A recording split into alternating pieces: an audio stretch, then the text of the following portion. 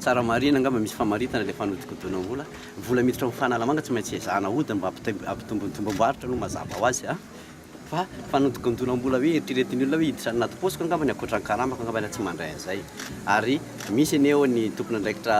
misahana zany inspection générale de l'État ao ny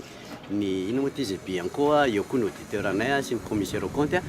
afaka manaraka zany masanka nandritra an'izay efa taona tantanako izay aloha angamba mbola nahazo judiciaire ara-dalàna au niveau conseil d'administration sy ny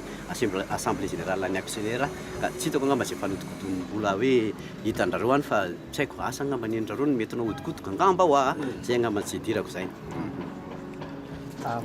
mahakasika ny fivarotana tany Fanalamanga io indray aloha azadinareo fa tany ao anatin'ny ataontsika hoe domaine forestier nationaux ny périmètre de reboisement de restauration de Mangoro izay tantan'ny orinasa Fanalamanga io fananam-panjakana io zany zato isan-jato ahoana moa ny amarotany Fanalamanga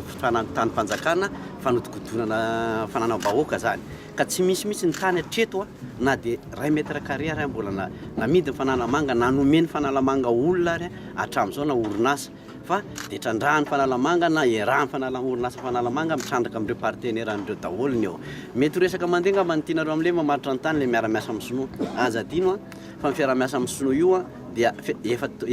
fitadavana ela mihitsy fitadavana an'io mba azahoana an'le hazo aingam-pitombo zany hoe bao anatin'ny 3 taona azo trandrahana dia mena velara-tany izy ambolena azy fa zany akory tsy midika hoe ho anazy fa ny orinasa Fanalamanga manome velara-tany ambolena izy mitondra ny fahaiza-manao sy ny zanak'azo ho ambolena eo dia rehefa tonga moa fitrandrahana dia miverina amin'ny Fanalamanga ny redevance amin'izay zavatra zay satria azadiny fa fitsinjovana ny tontolo iainana nanaovana orinasa Fanalamanga io satria enjana fampitehany aly eto amintsika Madagasikara ary raha tsy mahita karazan-kazo aingam-pitombo tsika tsy araka mihitsy filana azo mihoatra amin'ny fambolena zany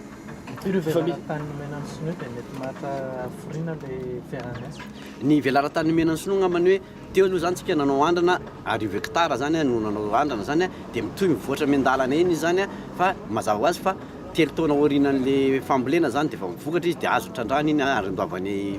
vola amin'ny orinasa Fanalamanga fa zavatra ngeda be ohatran'io moa zany dia hoe nameno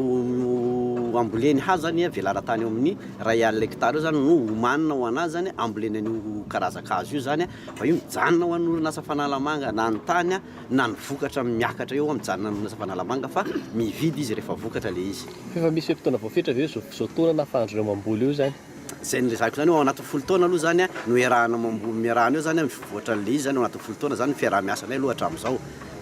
efa manomboka ve izy efa manomboka izy io ary fa nanao andrana atsika zay tao anatin'ny 2 taona mety amin'ny herintaona angapantsika dia efa manomboka hitrandraka an'izay indray zay hazo vaovao kininina zay satria ao anatin'ny 3 taona